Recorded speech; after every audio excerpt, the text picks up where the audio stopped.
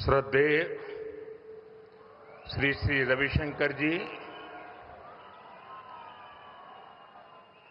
यहां उपस्थित अन्य सभी संतजन, भाइयों और बहनों, एल्लारिगो नमस्कारा।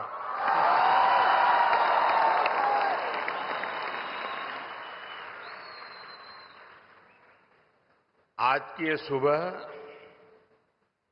एक अलग अनुभूति लेकर आई है। बच्चों के वैदिक मंत्रों से स्वागत, भगवान श्री गणेश के दर्शन, श्री श्री रविशंकर जी के 70 वर्ष और आर्ट ऑफ लिविंग के 45 वर्ष, ये ऐसे पल हैं जो हमेशा मेरी स्मृतियों में रहेंगे। इस अद्भुत समारोह में आमंत्रित करने के लिए मैं आप सभी का आभारी हूं।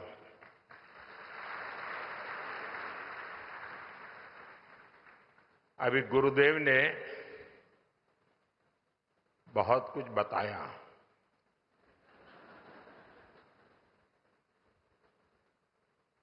आपको लगता होगा कि वो मेरी तारीफ कर रहे थे, लेकिन मुझे लग रहा था कि वो मुझे काम बता रहे थे।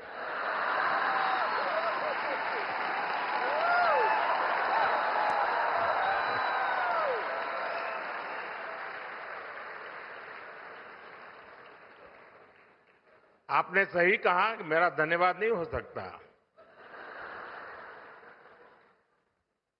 आप ही का हूं, आप ही के बीच आया हूं और आप ही के लिए आया हूं, और जहां हूं वहां भी आप ही के कारण हूं।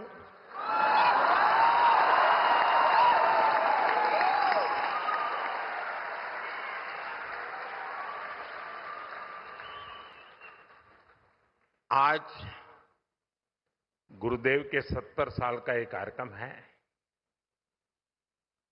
लेकिन मैं चाहूंगा जब मैं घर का ही हूं तो सामने से कह देता हूं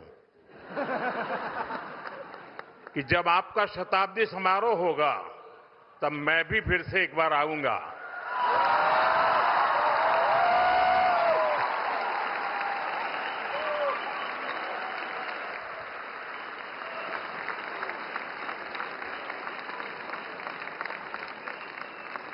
आज दिव्य और भव्य ध्यान मंदिर का लोकार्पण हुआ है।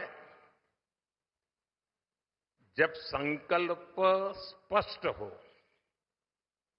और सेवा भाव से कार्य किया जाए तो हर प्रयास का सुखद परिणाम मिलता है।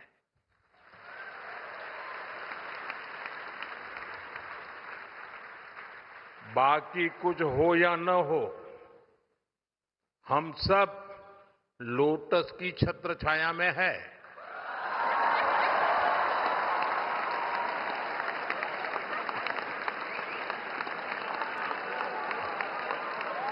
जैसे जैसे समय आता जाए ताली बजाते जाइए।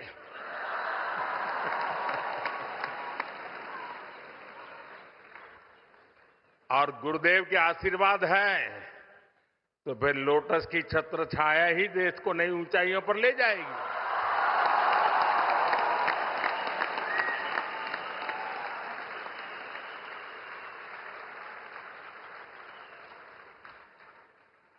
मैं आर्ट ऑफ लिविंग परिवार को इस ध्यान मंदिर के लिए अनेक अनेक शुभकामनाएं देता हूं। साथियों, बेंगलुरु का माहौल, यहां का वातावरण कुछ अलग ही होता है। ये शहर सॉफ्टवेयर और सर्विसेज के लिए दुनिया भर में जाना जाता है। लेकिन भारत की सांस्कृतिक पहचान, स्पिरिचुअलिटी, आध्यात्मिक चेतना को भी इस शहर ने नई ऊंचाई दी है।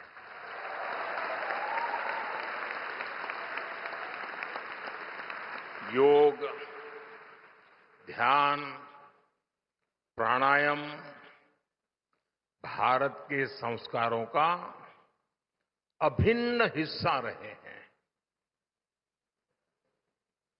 और जैसा गुरु जी ने कहा, आज दुनिया भर के लोग भारत के इन आध्यात्मिक संस्कारों से प्रभावित हैं और इन्हीं पुरातन संस्कारों से भारत की भी अनेक संस्थाओं को प्रेरणा मिलती रही है।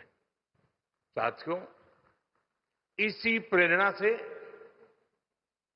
श्री श्री रविशंकर जी ने 45 वर्ष पहले आर्ट ऑफ लिविंग के रूप में एक बीज बोया था।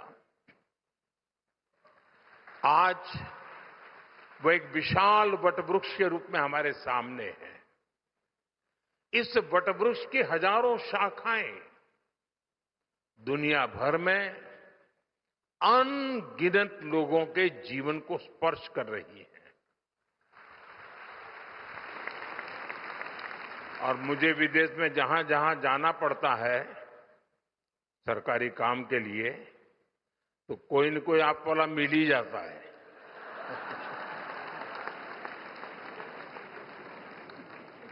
साथियों, हमारा भारत विविधताओं से भरा देश है। इतनी भाषाएं, इतनी परंपराएं, अलग अलग रीति रिवाज, उपासना के अलग अलग तरीके, जब हम इसे देखते हैं तो एक स्वाभाविक प्रश्न हम सबके मन में आता है, आखिर इन सभी सुंदर विविधताओं को जोड़ने वाला मूल तत्व क्या है? इसका उत्तर है स्वयं के लिए नहीं, बल्कि दूसरों के लिए जीना।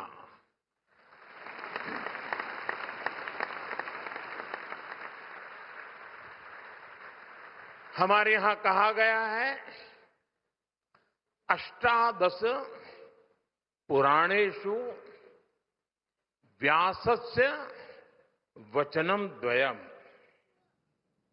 परोपकाराः पुण्याय पापाय परपीडनम।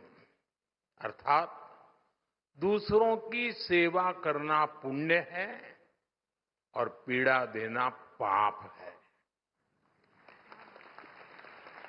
सेवा परमो धर्म है। ये हमारे समाज का स्वाभाविक चरित्र है। पीढ़ी दर पीढ़ी ये संस्कार सरिता हम सबको संस्कारित करती है, प्रेरित करती है, ऊर्जावान बनाती है। भारत के अनेक आध्यात्मिक आंदोलनों ने अंततः स्वयं को मानव सेवा के माध्यम से ही अभिव्यक्त किया है। मुझे खुशी है कि आर्ट ऑफ लिविंग के हर प्रयास में सेवा की इसी भावना का प्रतिबिंब नजर आता है।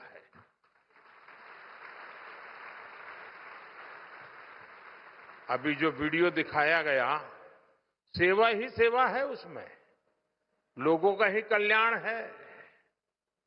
मैं आर्ट ऑफ लिविंग की यात्रा से जुड़े हर वॉलेंटियर को अपनी हार्दिक शुभकामनाएं देता हूं। साथियों, कोई भी अभियान तब सफल होता है जब उसके साथ समाज की शक्ति जुड़ जाती है।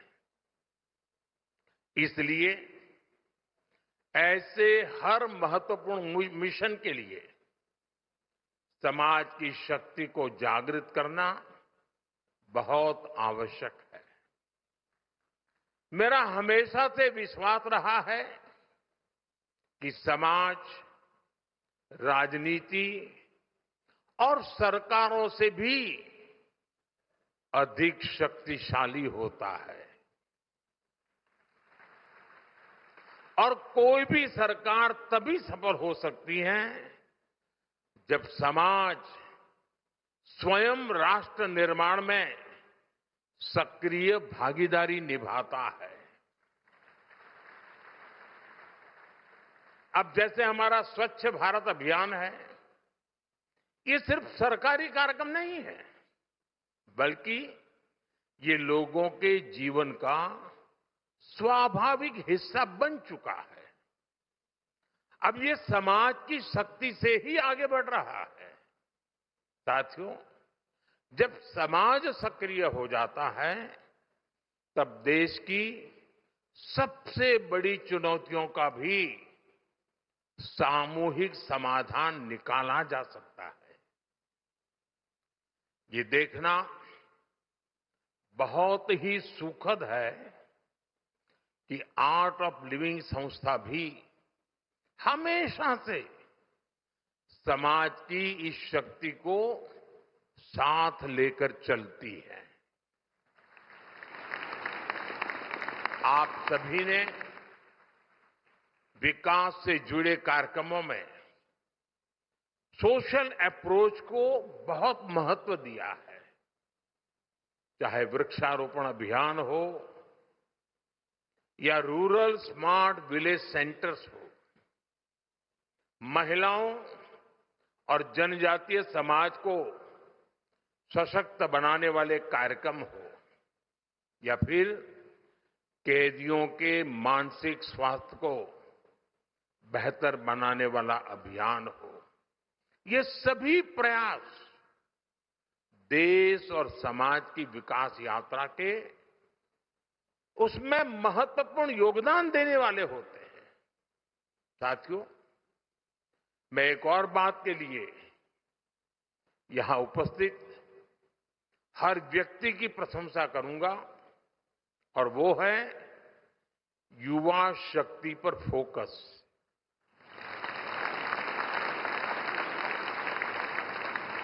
आज की दुनिया में बहुत तेजी से बड़े बड़े परिवर्तन हो रहे हैं। हर दिन साइंस नई संभावनाओं के द्वार खोल रही है। नए नए इनोवेशन पूरे की पूरी इकोनॉमी को बदल रहे हैं। भारत इस बदलाव में केवल भागीदारी नहीं कर रहा, वो कई क्षेत्रों में नेतृत्व भी कर रहा है।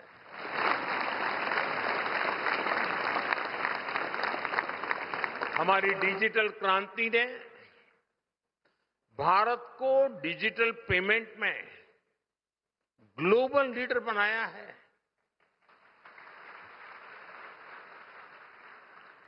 आज इंफ्रास्ट्रक्चर भी अभूतपूर्व गति से आगे बढ़ रहा है और फ्यूचरिस्टिक विजन के साथ आगे बढ़ रहा है। स्टार्टअप में भारत बहुत तेजी से दुनिया का तीसरा सबसे बड़ा इकोसिस्टम बना है।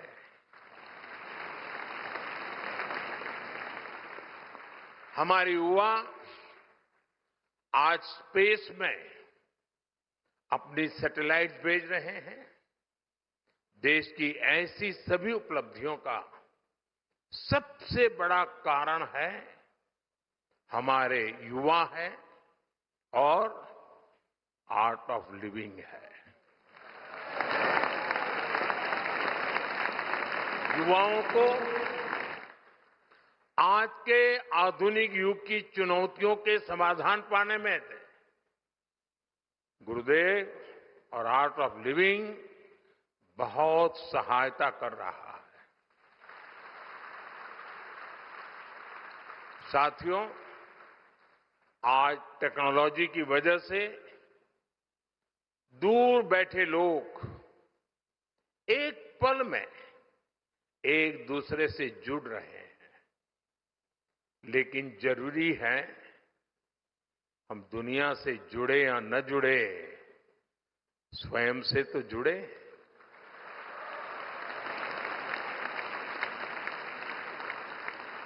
और ये स्वयं से जुड़ने की क्षमता को चाहे बीजारोपण करना हो, उसको सिंचन करना हो या उसको सक्षम बनाना हो, ये महान परंपरा से संभव होता है। विकसित भारत का निर्माण ऐसे युवाओं से ही होगा जो युवा मानसिक रूप से शांत हो, जो सामाजिक रूप से जिम्मेदार हो और जो समाज के प्रति संवेदनशील हो। इसलिए स्पिरिचुअल वेलबींग, मेंटल हेल्थ, योग, मेडिटेशन, इस पर काम करने वाली आपकी ये महत्वपूर्ण गतिविधि और इस प्रकार से काम करने वाली अन्य संस्थाएं भी, इन सब की भूमिका बहुत बहुत अहम है। ऐसी संस्थाएं लोगों में जुड़ाव, अपनापन और सामूहिक जिम्मेदारी का भाव मजबूत करती हैं। साथ ही ऐसी संस्थाओं में लोगों को अपनी संस्कृति को जानने और समझने का अवसर भी मिलता है। मुझे विश्वास है कि आज जिस ध्यान मंदिर का उद्घाटन हुआ है, वो आने वाली अनेक पीढ़ियों को, हजारों लोगों के लिए शांति और उपचार का केंद्र बनेगा।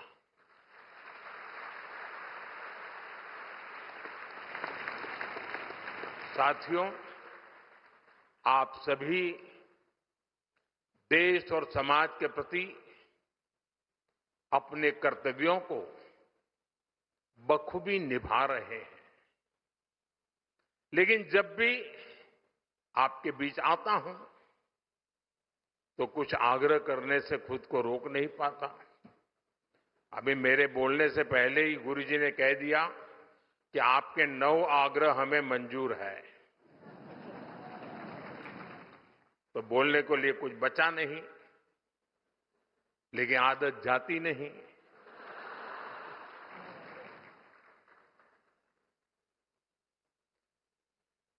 भारत के होलिस्टिक डेवलपमेंट के लिए कई स्तरों पर सामूहिक प्रयास की आवश्यकता है। इनमें आर्ट ऑफ लिविंग जैसे संगठन महत्वपूर्ण भूमिका और ज्यादा शक्ति से इस परिवर्तन के प्रहरी बन सकते हैं।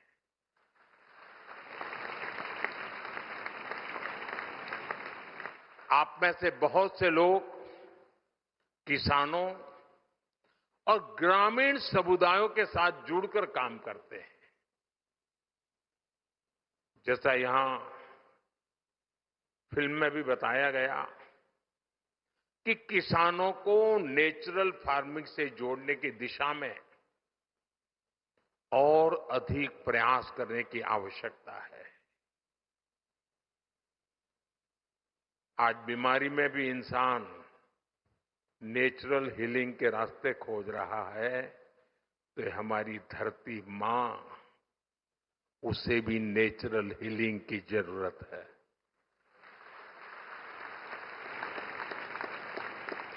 केमिकल फर्टिलाइजर ने ये हमारे खेत को, हमारी धरती मां को उजाड़ दिया है।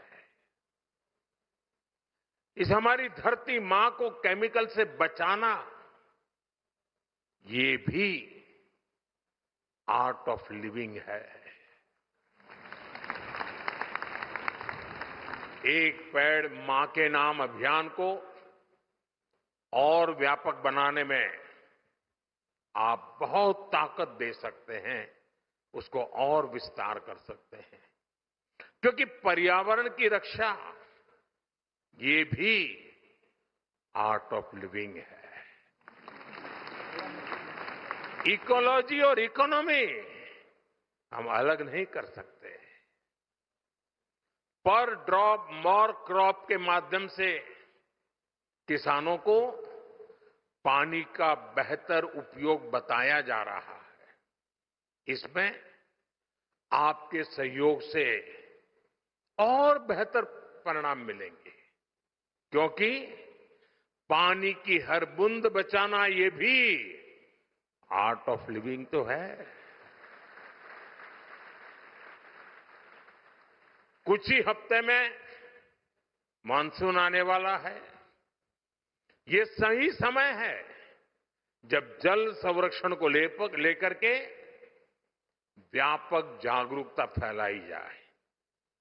इसी तरह बिजली बचाना, सिंगल यूज प्लास्टिक से दूरी बनाना, स्थानीय उत्पादों को बढ़ावा देना, ये सभी आर्ट ऑफ लिविंग ही है।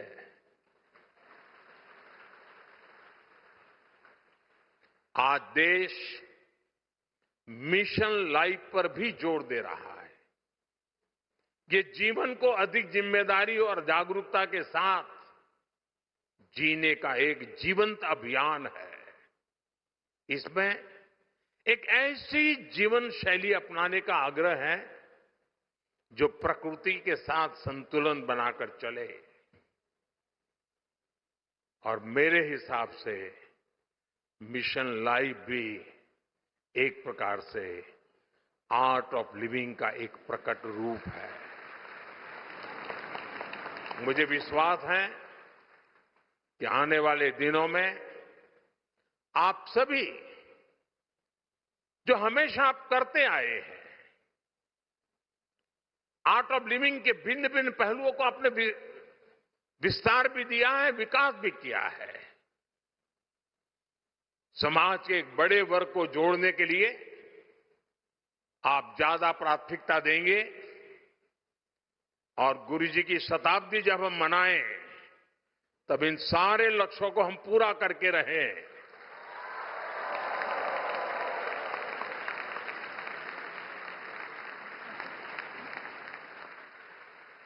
मैं एक बार फिर